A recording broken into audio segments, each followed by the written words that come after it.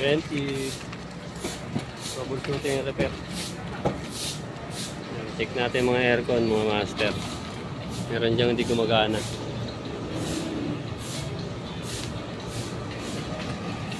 Hindi wag na yan. Ano na lang yan. Monitor ko na lang yung karga pero mukhang leak eh. Ayan o.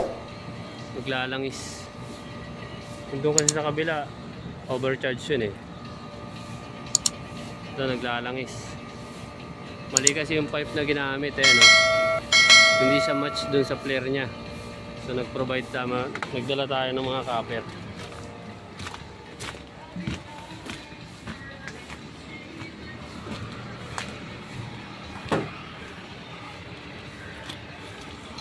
Ito mga master, dapat ganyan, uno. Sukat na sukat. Sana akong sam. Ginamit kasi nilang copper, 3/4.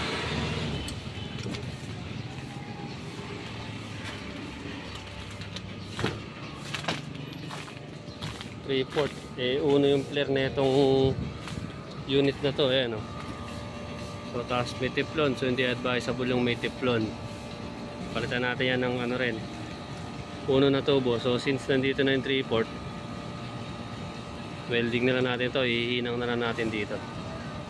Cut natin yan, tapos hihinangan na lang natin para walang leak. I-flare na lang natin to.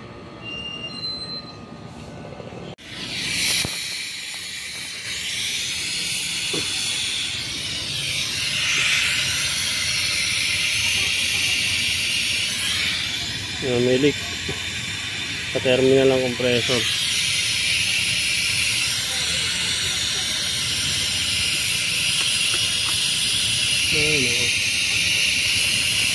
Sira na naman yan. Kanaragahan ko ng liquid para matrace.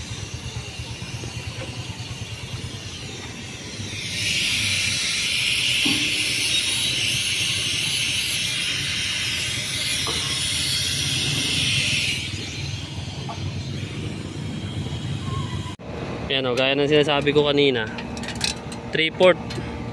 So 3/4 yung suction line nila mga master na ginamit. Tama yung discharge pero yung suction line pipe size mali. So dapat kasi di uno yan. So ito. So provide ko na to mga master. Yung pa yung iba, mga putol-putol. Yan. Yan, provide ko na yung iba dyan, yung mga copper na di uno. So ang gagawin namin dito, ang ginawa ko dito, nagpanibago akong flare. So hindi ko na mapakita yung kinalas ko na ganito, wala eh. So ito yung ginawa nila mga master, yan. Yan, so ang luwag, di ba? Yan, tapos usually pag deliver nito may cap to. Binutas lang nila yung cap na made of copper, binutas lang nila tapos piniltin nila to. So pwede din naman kasi ganun din naman halos lahat ng ginawa nila dito eh.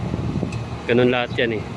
Okay naman, ang problema nga lang pag nagtagal, pag naluto, so lumuluwag siya. So karamihan tabingi pa yung pagkaka-install nila tapos nakatiplon. So lagi natin tatandaan, dapat copper sa copper to, hindi na kailangan nalagyan ng tiplon to. Ayan, may mga tiplon.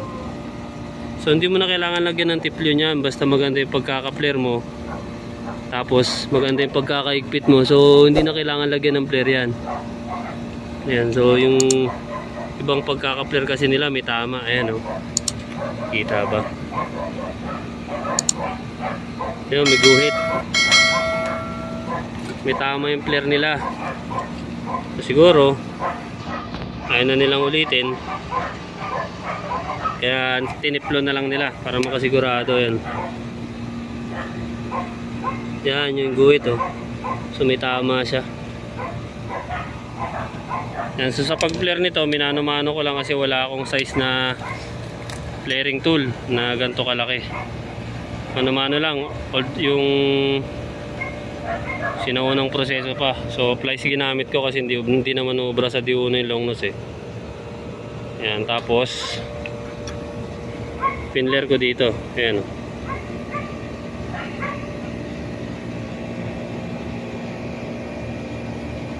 Ayan.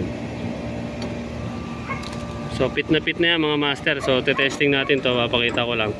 So ito naman, lampas na yan hanggang dito. Kain na kain yan.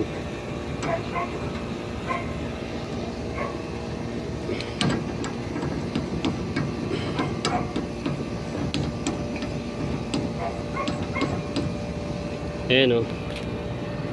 So ayun yung dulo.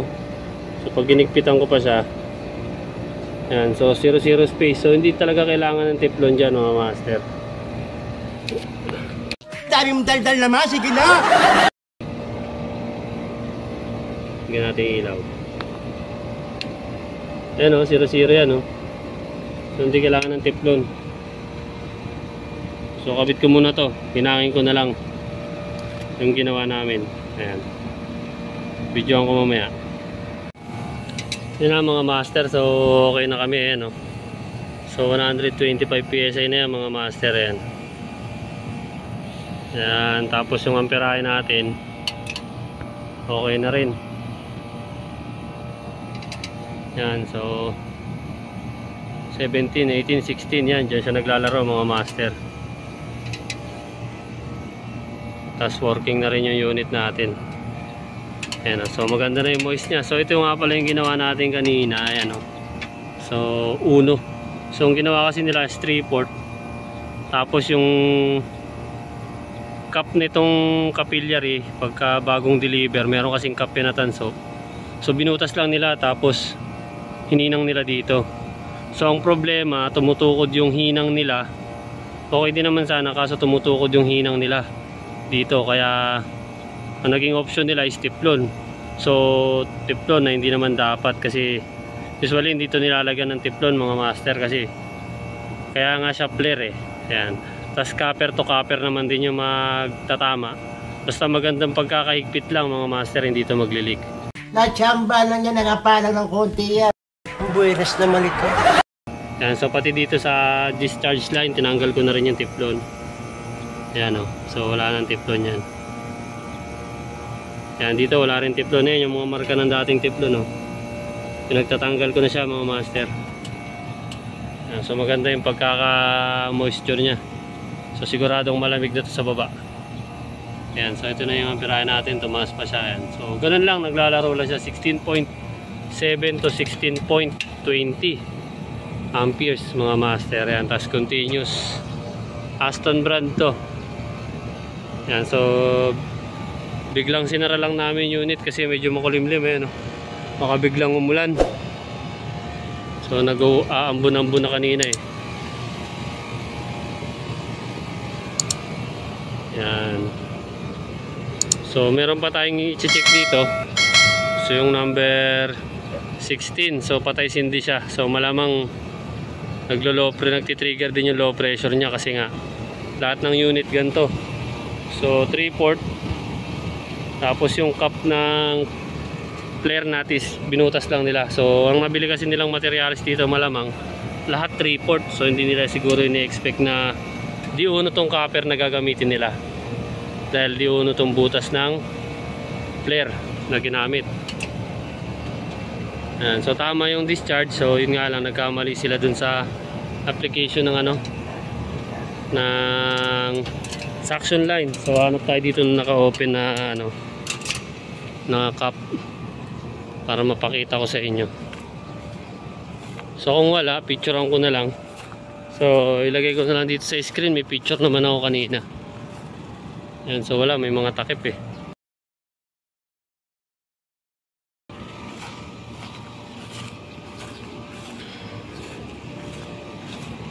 So sige, try natin magbukas ng isa.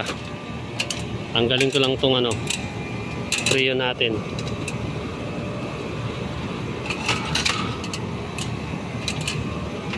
Yan, so dito ang ginawa natin, so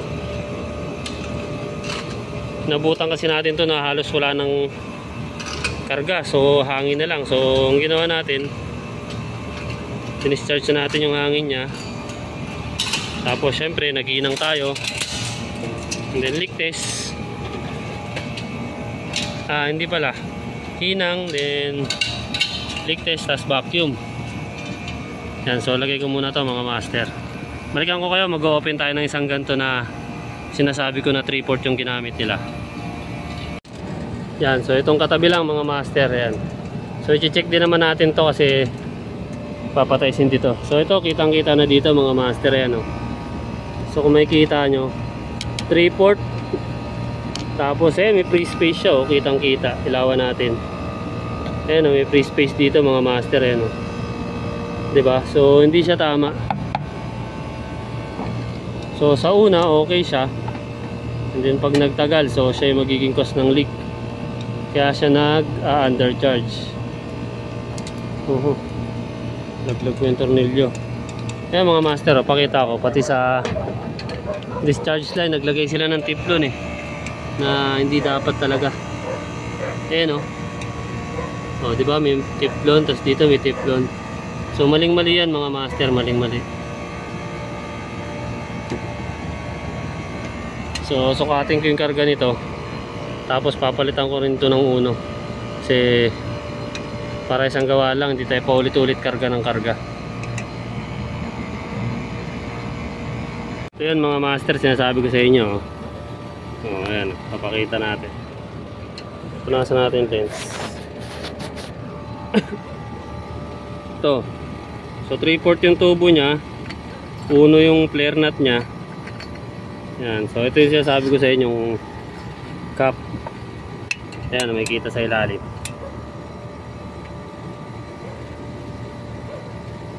Tinusok lang siya, tapos winelding. So ang problema nito mga master, nilagyan pa nila ng teflon. Yan. So ito ngayon na naging cause ng leak, teflon. So kumakalang siya, magkakaroon tuloy ng free space para magkaroon ng leak yung system. So sa lahat ng video ko, paulit-ulit ko sinasabi, hindi pwedeng lagyan ng teflon tong copper mga master. So useless yung flare natin kahit gaano kaganda pagka merong teflon, dahil kakalang lang to sa sa pagitan ng flare nut at saka ng service valve. Ayan, sa pagitan nito at saka ng flare nut ito. Dahil kung tutuusin, 0-0 na yan mga master eh. So no need to na yan, diba? Papa-English pa. Oh, ang gulo na naman, ang gulo magsalita eh. Hindi na kailangan lagyan ng kung ano-anong ganyan. So masyado lang natin pinapahirapan sarili natin mga master pagka ganito yung ginagawa natin.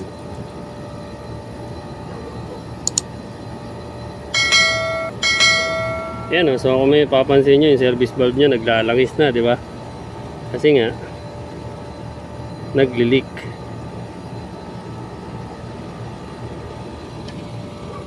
Ito yung cap mga master ako. Mabivisualize ko lang ng maigi. Yan yung cap. So naka-design kasi talaga yan sa flare nut. Cover nya para para hindi sumigaw, kasi naka-pump down to usually, di ba, pag galing sa factory or sa nya, service center. Ayan, na-pump down na natin siya. Kahit pa paano, minatira pa, na-pump down natin. Ayan, so siguro open na rin natin to. Nagpakuha tayo ng ilaw baka sakali. So double check na rin natin yung loob ng system, baka may leak din doon sa loob, para hindi tayo pabalik-balik. So pag nagkanik kasi ito, tatawaging back job. So useless yung effort pagka ganun. Sayang pagod lang tayo mga master. So andito na lang din naman tayo. Palitin na natin yung trabaho. Sana all.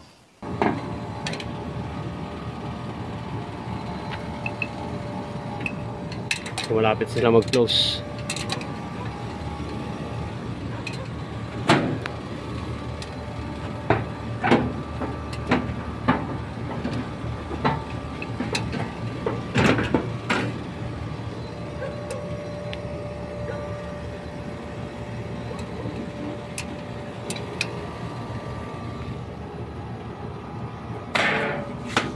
Sabi.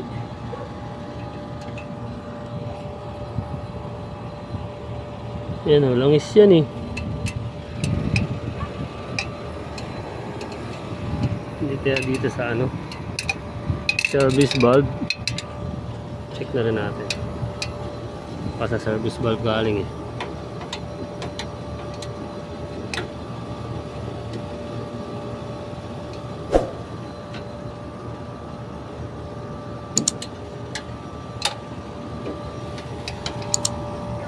So, hindi kasi pwede pagpabukas to mga master dahil bukas nilakad tayo.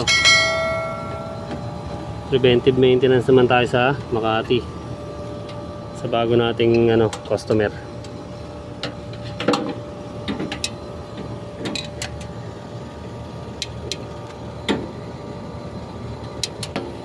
Yan, so malabo rito.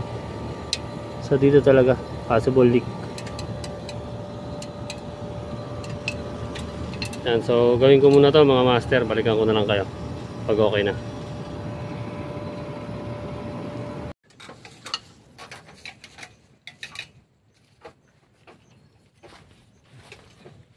Ayan, natapos na kami mga master. Hinabi na kami. Naabot na kami ng alas 10 no? So may ilaw-ilaw na kami. Ayan na. So pero hindi pa na-testing yan. Testingin na lang. Tapos additional karga na lang. Nalagyan lang muna natin standing pressure. Ano tayong free yun eh. So bibili pa tayo.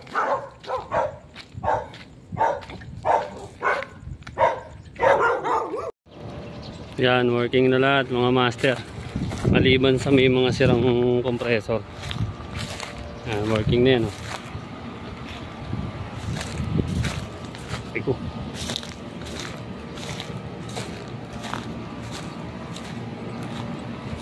Ito, sira compressor. So wala pang approval yan eh. Para palitan yung compressor. The rest, gumagana. Tapos itong isa. Sira rin compressor na ito. Tapos nabagsakan pa ng puno. Ngayon o, wasak-wasak o.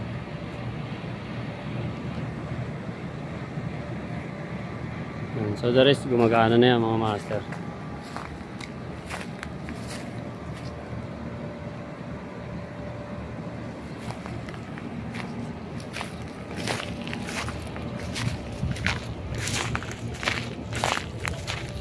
Kain ka nyan, ipil-ipil. Ayun, kinain ko ang Sabado.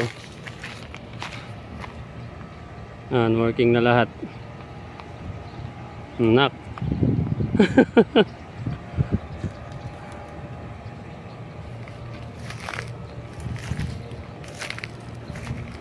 Back to normal na. So chill na dun sa loob mga master. Kaya lang kulang pa rin ang preventive maintenance sa loob. So cleaning season na kasi ito eh. So hindi pa nalilinis.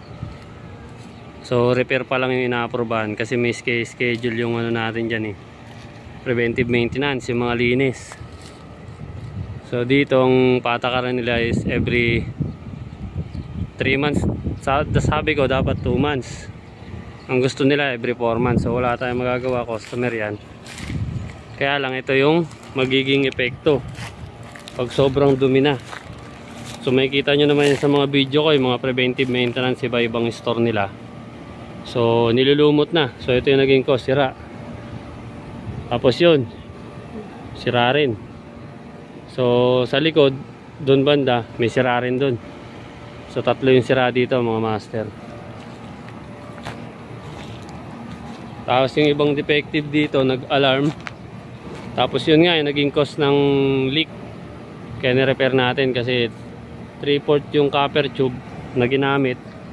Pero yung flare size niya is dapat 1 or 1 in 1/8.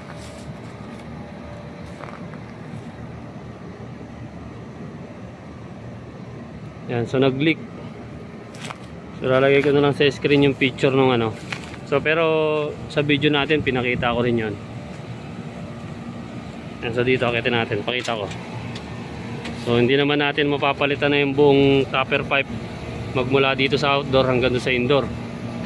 So ito yung pinalit natin. So ito yung ginamit nila. So makikita naman yung difference dyan mga master. Ayan o, di hamak na mas maliit itong isa. Ito, compare dito. Ayan, so tapos pinagtatanggal natin, nilagay nilang mga tiplon. Ayan, so lagay ko na lang sa screen yung ginamit nilang una. So working good na to. Ayan, maganda na yung moisture nya oh. So tapos yung pressure and gauge nya. Ayan, so ayan, almost 100 PSI. Tapos 13.7 T. Ayan, bumababa pa siya.